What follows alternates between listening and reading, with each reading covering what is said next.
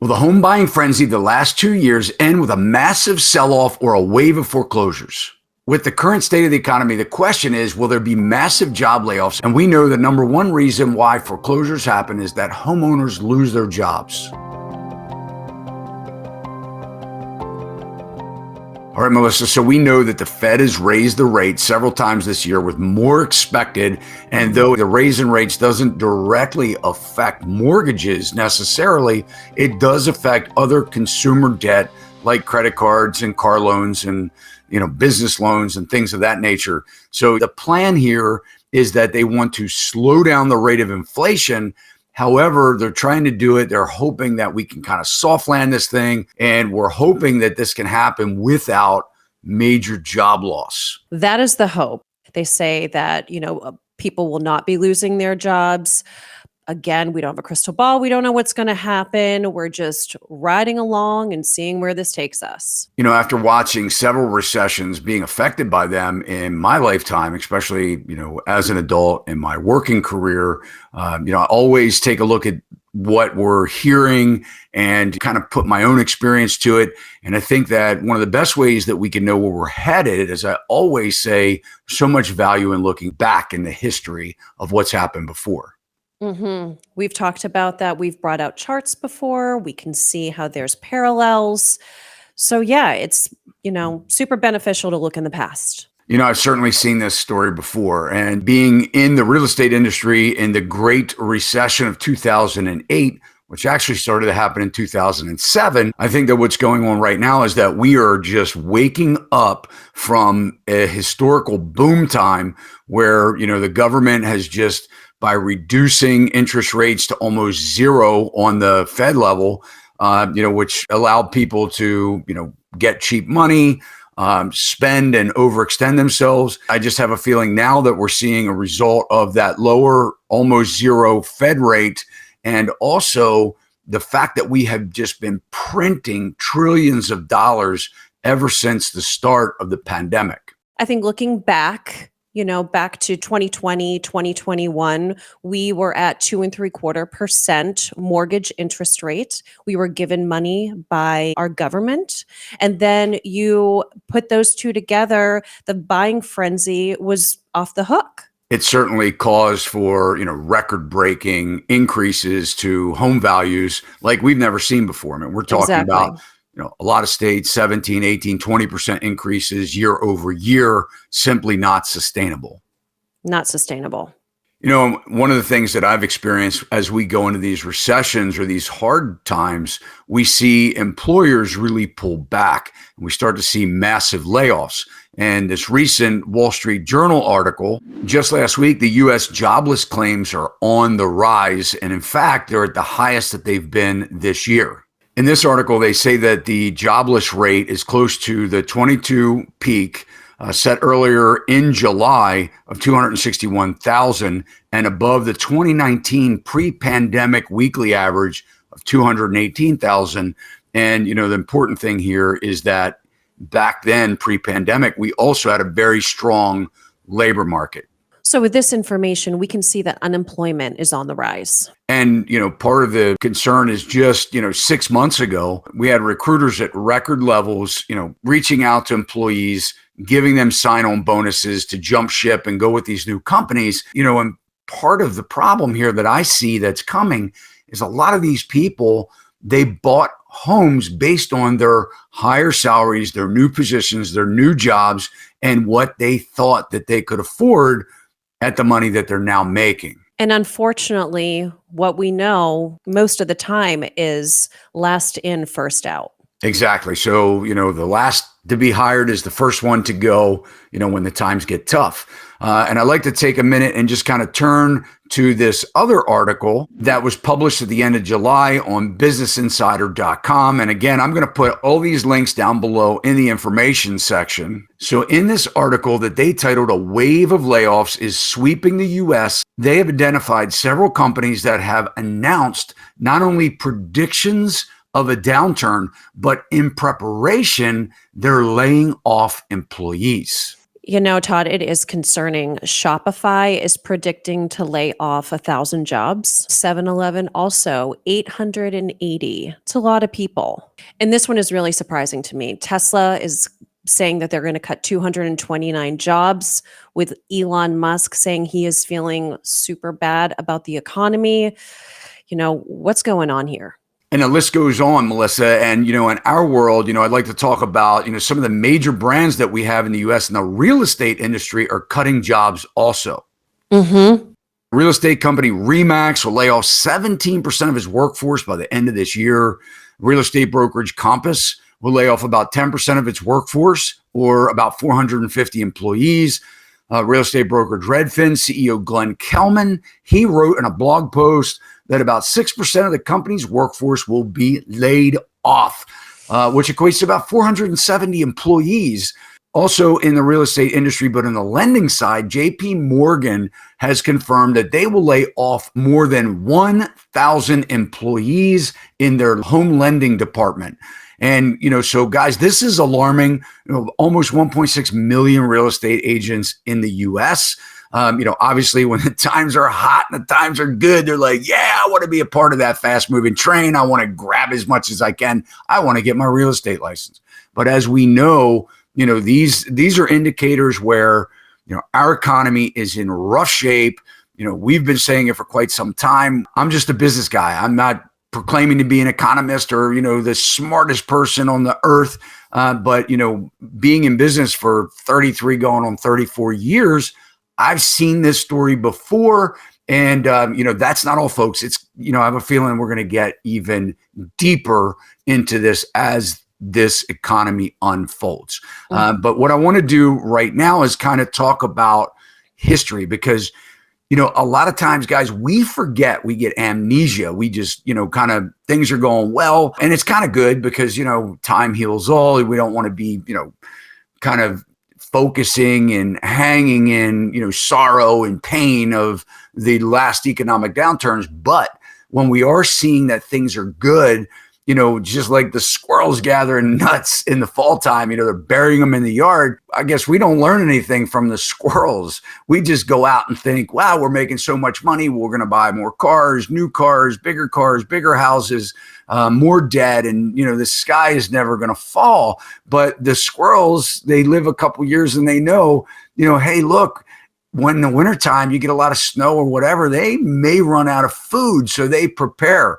I don't know, maybe we can learn something for the squirrels, but let's take a look at some of the historical information that I've prepared looking back at the past recessions.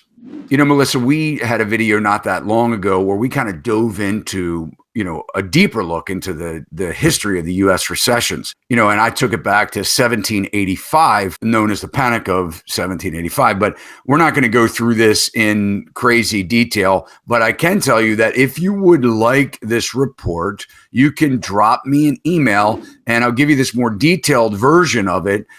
So, it's pretty long. Takes us to, it's an easy read, but, it kind of takes us all the way to the Great Recession that we experienced. And many people know it as the collapse of the housing market, but it was actually much bigger than that. So what I did do was I streamlined this and kind of broke it down into the recessions, the quicker version here, the quicker look. But as you can see, going back again, 1785, and we're not really going to focus on the left side because a lot of people are like, wow, it was back in the 1800s. But what I do want to point out here is that recessions or panics or pandemics, in what we learned in 2 years ago with COVID, these are terms that are not new for us in the US. So I wanted to kind of illustrate this through showing you that every couple years, especially back in the 1800s, we either had a panic, a recession, or a depression. But what I want to focus on is more the right side, where I take it from the recession of 1902. And then basically, I put a column of when it happened and then about how long the recession took place. The important thing here, guys, is that I want you to understand, if you just look at these dates, 1902, 07, 10, 13, 18, 20, 23, 26, every so often we have downturns in our economy. And, so what happens in downturns? I mean, this affects our jobs, it affects businesses, right? Our employers.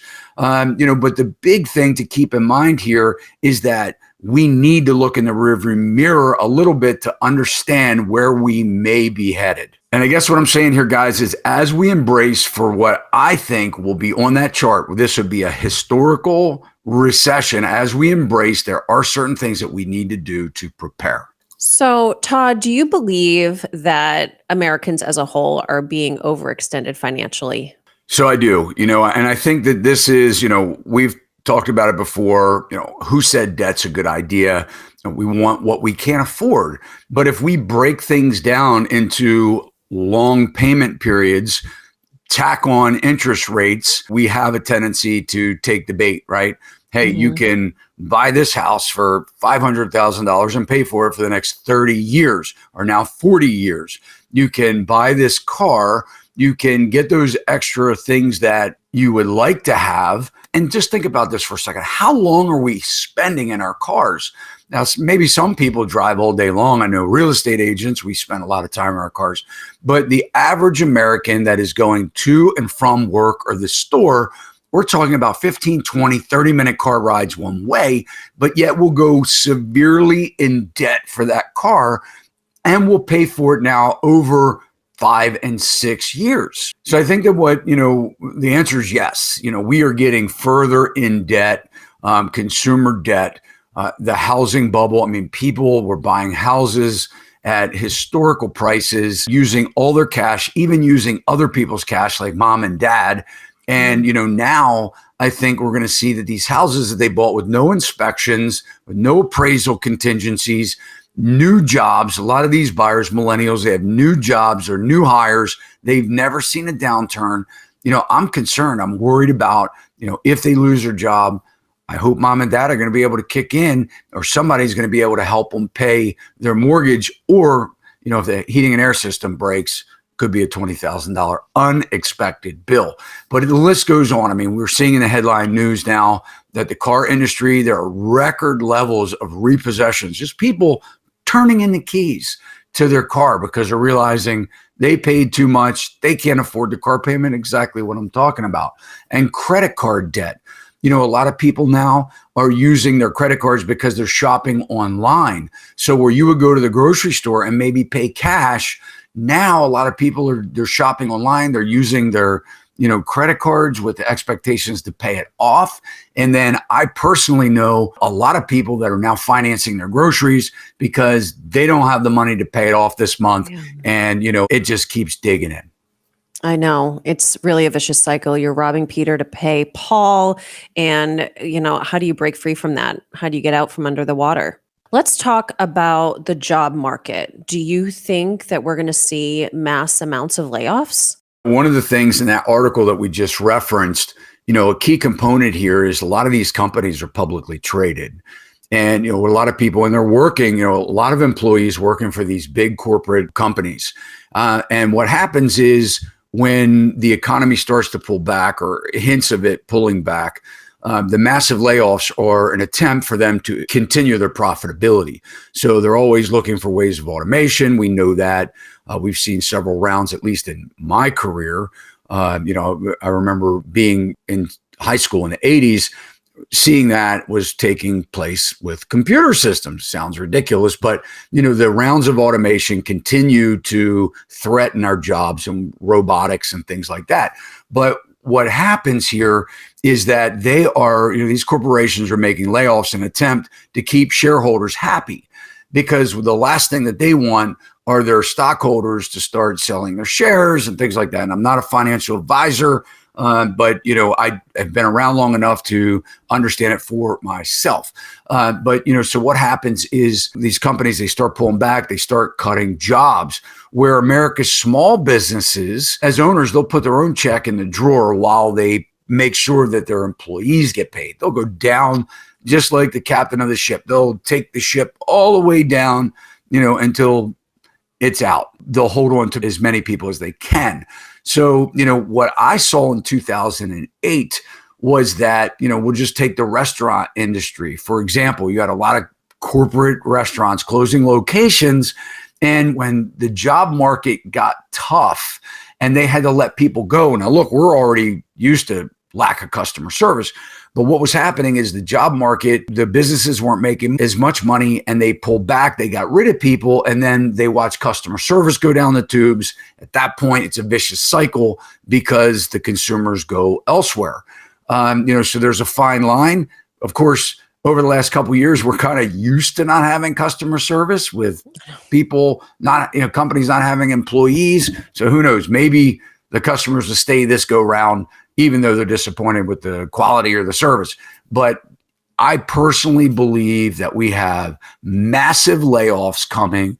I think that we've seen, with the headhunters, the zealous hiring, the sign-on bonuses that we saw, the retention bonuses that we experienced just so these employees didn't leave, these key employees. I think that as things pull back, businesses are going to be looking for cheaper alternatives than, high labor wages. Unfortunately, I think you're right. So I know we've talked about it before. We've had podcasts about it before. Are we going to see foreclosures as a result? Yeah, I think that we will. I think that one of the things, and, a lot of people say that, delinquencies are kind of going down a little bit, the serious delinquencies over 90 days past due on their mortgage payments. But we can't forget that the Fed and now at the state levels, they are continually propping us up. We do know about the American Rescue Bill that Biden signed into office last July. It's giving many states the ability to give assistance to homeowners that are having housing related problems.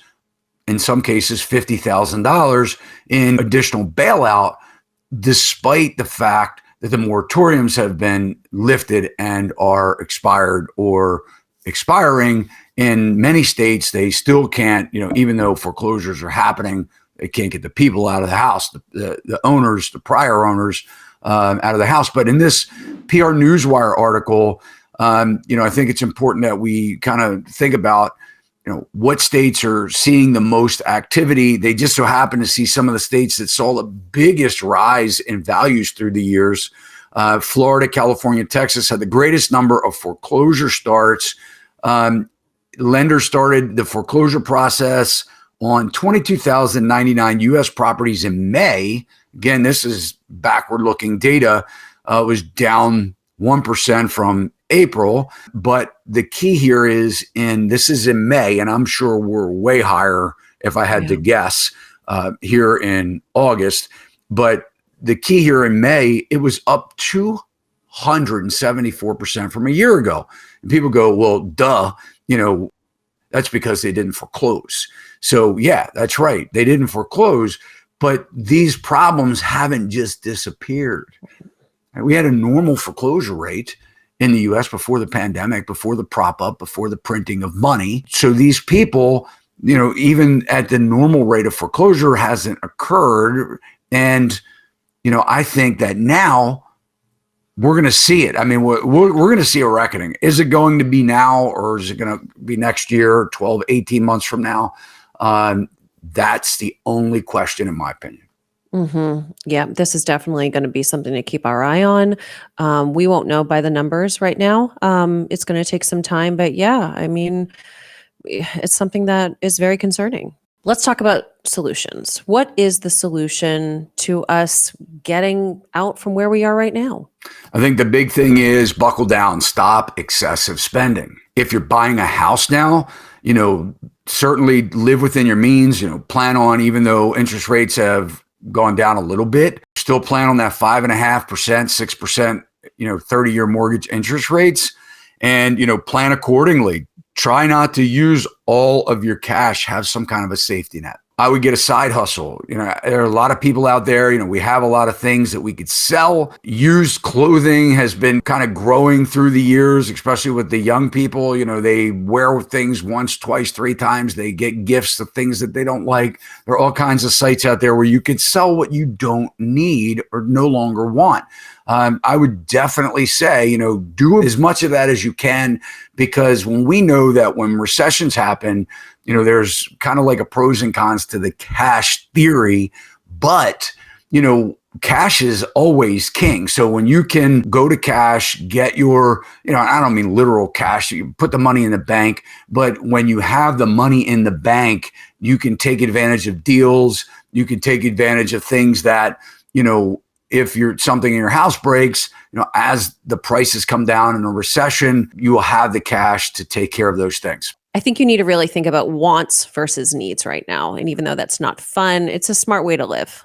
And another thing is, years ago before the pandemic, we started to see a shift in, working from home, businesses scaling back, getting rid of expenses. I think that COVID sort of delayed that a little bit, because what happened was, they needed their employees more than ever, because people were forced to work from home. But I think that they still had the mindset that they wanted them to work from home. They want to cut back as much as they can. They want to use third-party vendors instead of having the employees in-house, because it's cheaper, it's more competitive.